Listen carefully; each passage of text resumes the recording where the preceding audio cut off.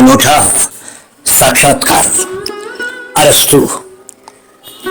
अरस्तु, आपका मध्यम मार्ग का विचार तो प्रसिद्ध है, लेकिन आपने इसे नैतिकता के अलावा कला और जीव विज्ञान जैसे क्षेत्रों में कैसे लागू किया? प्रकृति ने मुझे सिखाया।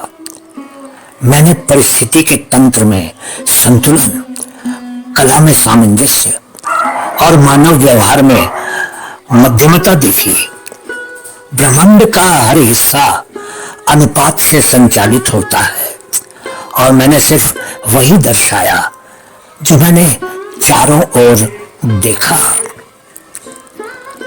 आपके शिष्य सिकंदर महान की बहुत प्रशंसा की जाती है, लेकिन क्या वह वास्तव में आपके दार्शनिक सिद्धांतों का पालन करता था? उसने ज्ञान और रणनीति को अपनाया, लेकिन विजय का उसका जुनून मेरे संयम और संतुलन के विचारों से आगे निकल गया। फिर भी वह अंत तक ज्ञान का जिज्ञासु छात्र बना रहा। यदि आप अपने किसी एक मुख्य कार्य पर फिर से काम कर सकते, तो आप किसे आज के संदर्भ में विस्तार या पुनर्विचार करना चाहेंगे? मैं मेटाफिजिक्स पर फिर से काम करता। आधुनिक खोजों के आलोक में मैं अस्तित्व, सार और संभावनाओं पर अपने विचारों को विज्ञान की नई खोजों के अनुसार परिष्कृत करता। आपकी दार्शनिक सोच के बारे में एक ऐसा मिथक क्या है जो सदियों से बना हुआ है? लोग अक्सर सोचते हैं कि मैं केवल तर्क शक्ति पर ही ध्यान देता था, भावनाओं की अनदेखी करता था। लेकिन मैं गहराई से मानता था कि जब भावनाएं तर्क से जुड़ी होती हैं, तो वे सदाचारपूर्ण क्रियाओं का मार्गदर्शन कर सकते हैं।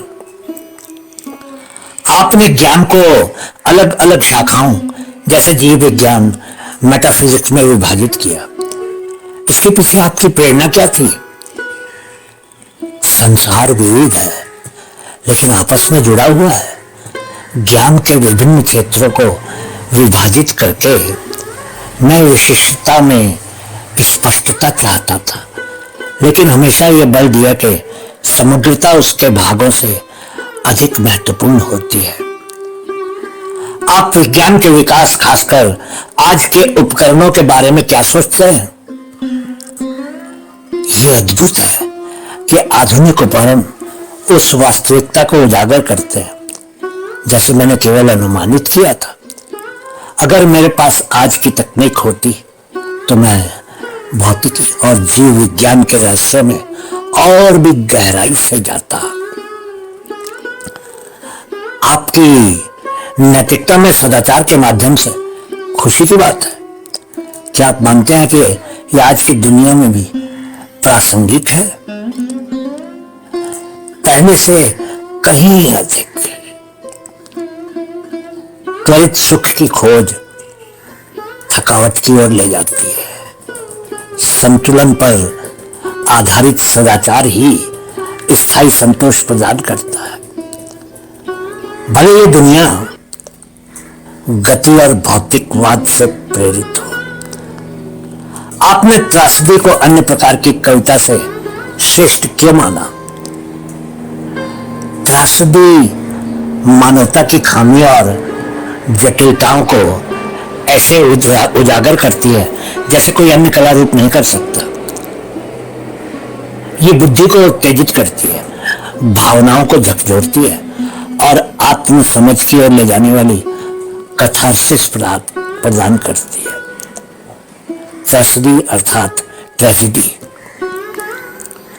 यदि आप भविष्य के किसी भी युग के दार्शनिक से बात कर सकते, तो वह कौन होता? मैं डार्विन से बात करना पसंद करता। जीव विज्ञान में उनके विकास के सिद्धांत मेरे जैविक प्रगति के विचारों से मेल खाते हैं और यह देखना दिलचस्प होता कि उनकी खोजें मेरे विचारों को कैसे चुनौती देती या पूरक बनती। राजनीति के विकास पर आपका क्या विचार है? क्या इसमें सुधार हुआ है या यह बदतर हुई है? राजनीति अभी भी सद्गुण और अवगुण के बीच के तनाव से जूझ रही है। प्रणालियां विकसित हुई हैं, लेकिन मानव स्वभाव स्थिर है। ये प्रश्न की अच्छी सरकार कैसे चलाई जाए हमेशा शासकों के चरित्र का प्रतिबिंब रहेगा। धन्यवाद।